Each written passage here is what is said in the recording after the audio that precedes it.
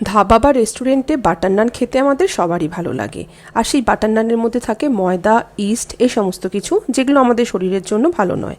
আমরা ঘরে কিন্তু খুব সহজে আটা দিয়ে হেলদি একটা নান তৈরি করে নিতে পারি, যেটি খেতেও বেশ ভালো হয় আর করতেও খুব বেশি ঝামেলা লাগে না। আজকে সেই রেসিপি আপনাদের সাথে শেয়ার করব। আশা করছি আজকের এই আটা দিয়ে তৈরি হেলদি বাটার নান আপনাদের ভালো লাগবে। তো চলুন দেখে নেওয়া যাক আজকের রেসিপি। প্রথমে আমাদের বানাতে হবে আটার একটা সফট ডো। নান বানাবার জন্য ডো তৈরি করাটা খুবই ইম্পর্টেন্ট। এখানে আমি চায়ের কাপের মেপে 2 কাপ আটা দিলাম। তারপর এর মধ্যে দিয়ে দিচ্ছি স্বাদ মতন লবণ, তার সাথে দিচ্ছি বেকিং পাউডার আর বেকিং সোডা। বেকিং পাউডারটা একটু বেশি রাখবো, মানে চা চামচের প্রায় 1 চামচ। বেকিং সোডাটা একটু কম, এখানে আমি 1 চিমটে বেকিং সোডা ব্যবহার করেছি। দিয়ে দিচ্ছি ময়ানের জন্য সাদা তেল। তেলের পরিবর্তে আপনারা ঘিও দিতে পারেন, তবে ময়ানটা খুব বেশি এখানে দিতে লাগে না, অল্প একটু দিলেই হয়ে যাবে। আর তারপর দেব 1/4 কাপ টক দই। এই দইটা নর্মাল টেম্পারেচারে রাখা, মানে নর্মাল রুম টেম্পারেচারে রাখা টক দই। এখন জল দিয়ে আটাটাকে খুব ভালো করে মেখে নেব। জলটাও রুম টেম্পারেচারে রাখা জল। টক দই, বেকিং সোডা, বেকিং পাউডার, এরা সবাই একে অপরের সাথে রিয়াক্ট করবে, যেটা আমাদের নানকে ফুলতে সাহায্য করবে। যেহেতু ইস্ট দিইনি, তাই এই জিনিসগুলো দেওয়ার খুবই দরকার। এগুলো নানটাকে ফুলতে সাহায্য করবে। নানের জন্য যে ডোটা আমরা তৈরি করব সেটা কিন্তু খুব সফট করে মাখতে হবে। মাখতে মাখতে একসময় দেখবেন আটা হাতে চিটে লেগে যাবে, তখন সেক্ষেত্রে সেই স্টেজে আপনারা একটু সাদা তেল আরও অ্যাড করতে পারেন। বেশ নরম করে আমাদের ভালোভাবে এই আটাটাকে মেখে নিতে হবে। যত বেশি চেপে চেপে এটাকে মাখবেন আপনাদের আটার মধ্যে, তত বেশি গ্লুটেন ফর্ম হবে, নানটা তত সফট তৈরি হবে। দেখুন আমি দেখিয়ে দিচ্ছি কতটা সফট ডোটা তৈরি হয়েছে। এখন এটিকে রেস্টিং টাইম দিতে হবে মিনিমাম 1/2 ঘন্টা। 1 ঘন্টা দিলে তো খুবই ভালো। তো আমরা এটাকে এখন ঢাকা দিয়ে রেখে দেবো। আমি এখানে প্রায় 1 ঘন্টা মতন রেস্টিং টাইম দিয়েছিলাম। 1 ঘন্টা পরে ফিরে এসে আবারও আমি ডোটাকে মেখে নিচ্ছি 2 থেকে 3 বার। এখন এখান থেকে লেচি কেটে নান বেলে নিতে হবে। সেটা ডিপেন্ড করছে আপনারা কীরকম সাইজের নান খেতে পছন্দ করেন। আমি মাঝারি সাইজের লেচি কেটে নিয়েছি। এখন নানটাকে বেলবার জন্য আমি এখানে ব্যবহার করব শুকনো আটা। শুকনো আটা দিয়ে বেললে বেলাটা খুব সহজ হয়। নানটাকে আপনারা গোল শেপে বেলতে পারেন, বা একটু লম্বাটে করে যেভাবে রেস্টুরেন্টে পাওয়া যায় ঠিক সেভাবেও বেলতে পারেন। খুব বেশি পাতলা করে এটাকে বেলবেন না, একটু মোটা রাখবেন।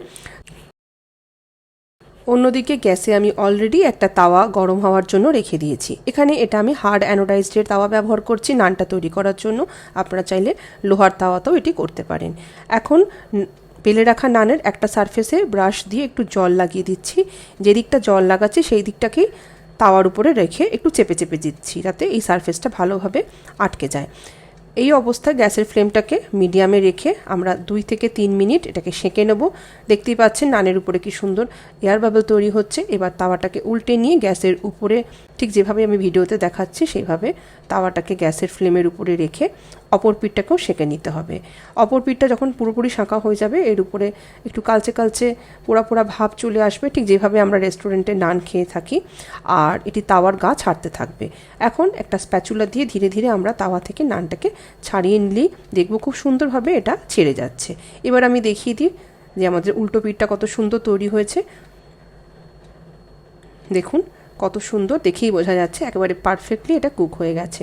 এখন এই গরম গরম এরকমভাবেও আপনারা নানটাকে এনজয় করতে পারেন, বা আরও টেস্টি করার জন্য আমি এই সারফেসের উপরে একটু বাটার মাখিয়ে দিচ্ছি। এইভাবে বাটার নান তৈরি করে রাখলে কিন্তু অনেকক্ষণ অবধি এটা সফট থাকে। তারপরে আরও একটু উপরে আমি ধনেপাতা কুচি ফ্রেশ ছড়িয়ে দিচ্ছি। এটা অপশনাল, আপনারা চাইলে দিতে পারেন বা নাও দিতে পারেন। এইভাবে একটা নান আমার তৈরি হয়ে গেল। আবার সিমিলারলি একই রকমভাবে আরও একটা নান আমি বেলে নিয়েছি। তারপরে আবারও সেই ব্রাশ করে দিচ্ছি জল, আর তারপরে জল মাখা সারফেসটাকে চাটুর উপরে রেখে সেঁকে নিতে হবে। এয়ার বাবলস তৈরি হলেই না তাওয়াটাকে উল্টে দিয়ে গ্যাসের ফ্লেমের উপরে অপর পিঠটাকেও সেঁকে নিতে হবে। খুব সহজে, খুব তাড়াতাড়ি, ঝটপট এরকম গরম গরম আটা দিয়ে তৈরি হেলদি নান তৈরি করে আপনারা ব্রেকফাস্টে বা ডিনারে এনজয় করতে পারেন।